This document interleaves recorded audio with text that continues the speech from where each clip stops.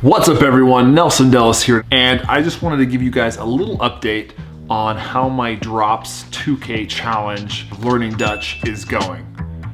And it's going well. I've learned about 1,000 words. We're about 30 days in. I've been working on the app every day. I maybe learn about 3 or 4 modules a day. Obviously that doesn't add up to 1,000 over 30 days, but some of the days I actually spend just reviewing past ones that I've learned already. If some of you have read the book by Seth Godin, The Dip, you know that when you start something new, there's always kind of a quick rise in achievement and excitement. And that was me when I started. I was learning words real quick. It was fun. The whole process was novel, and words were sticking. It was very easy to keep track of 200, 300 words. But obviously, as I started learning more, you kind of get this dip.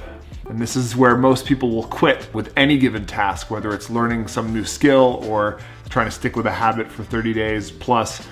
And so now I'm in that dip, right? I'm learning more and more words. It's kind of building on each other. It's getting to be pretty heavy in terms of information that I need to hold, and I gotta push through to come out on the other end of that dip. So I figured today we'll talk about some examples of words that I've encountered and how I went about memorizing them. I've done a video before on how to memorize foreign words. Pretty simple. Just come up with a picture for the thing, the foreign word, and come up with a picture for the meaning. Smash them together. That's what I've been doing. The beautiful thing about Dutch is that some of these words are actually pretty weird in themselves, which makes them memorable. Some of them are really fun to say and just roll off the tongue, which also makes them memorable. Some literally translate to some really funny combinations that just make it inherently memorable. So there's actually a lot of help there when it comes to memorizing. So without further ado, let's maybe go through some of my favorite words that I've encountered so far and how I memorize them. So the first one is this word spin. What does it mean? Spider. So if I put those together, all I think of is basically that a spider spins a web. So this word was actually pretty easy because it almost means, or has part of its meaning or something that it does applies to the actual word in the definition. So that one's easy. Spin, spider. What's up, buddy? Some of these words come up like this where they just sound pleasing and they are just inherently memorable for that reason, and I don't really use a technique. One of those words in Dutch is pompoen. Pompoen stands for pumpkin. And so it's pretty close, pumpkin, pompoen, but I've been saying it to my kid over and over again. He loves the sound of it. De pompoen, de pompoen, de pompoen. So it's just kind of drilled itself into my memory, and it just is easy and sounds fun. This next one is a big word, sinaasappelsap.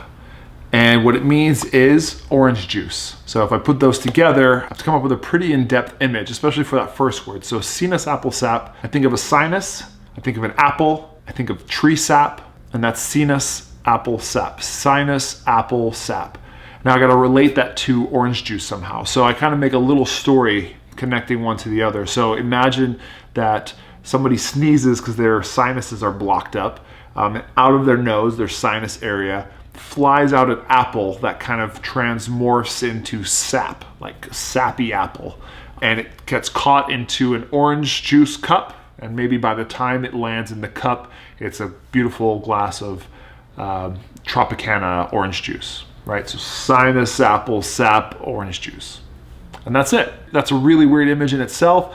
And so when I see sinaasappelsap, I can't help but think of the orange juice at the end of the story. And if I see orange juice, I can't help think of the reverse, the sap apple sinaasappelsap. Say that 10 times, sinaasappelsap, sinaasappelsap. So this is one of my absolute favorites so far, is how to say mustache in Dutch, and it's snor, S-N-O-R.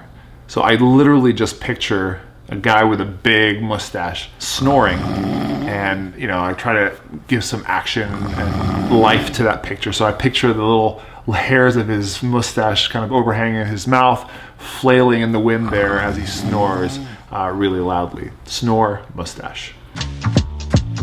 So now here's another interesting thing in Dutch is as you learn kind of basic words, you get these compound words that mean other words. So one good example is struisvogel, which means ostrich.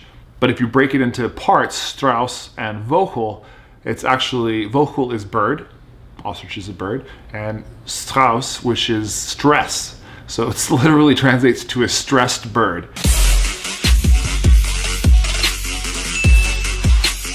That image in itself actually makes an ostrich, it makes sense for an ostrich. So, but it helps with the picture, because I just picture this stressed out ostrich, sticks its head in the ground to hide from the stress. That's a case where the actual literal meaning, even though it doesn't mean ostrich per se, makes it way more memorable. I can't think of another stressed out bird than an ostrich.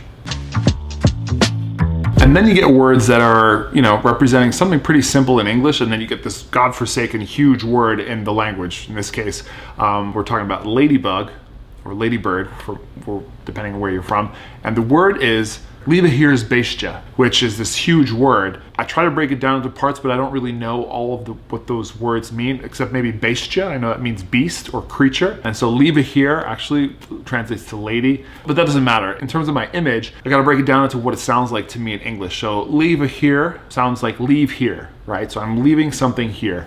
And then Beestje makes me think of a beast. It actually reads like a beast, so that actually works. So I imagine leaving here, at some point, I leave here a beast. Maybe I hype it up that it's some scary beast, and actually it's just this tiny little ladybird. Just tiny. So I leave here this beast, and it's kind of ironic, memorable, the fact that it's actually a tiny little ladybug beast. So that's it, guys. Quick update, a few words that give you an insight into how I think about memorizing all these thousands of words that I'm going after, and how you could maybe take a language and learn some quick vocabulary. Thanks for watching, guys. As usual, like, subscribe, all the things. I'm out. Dag.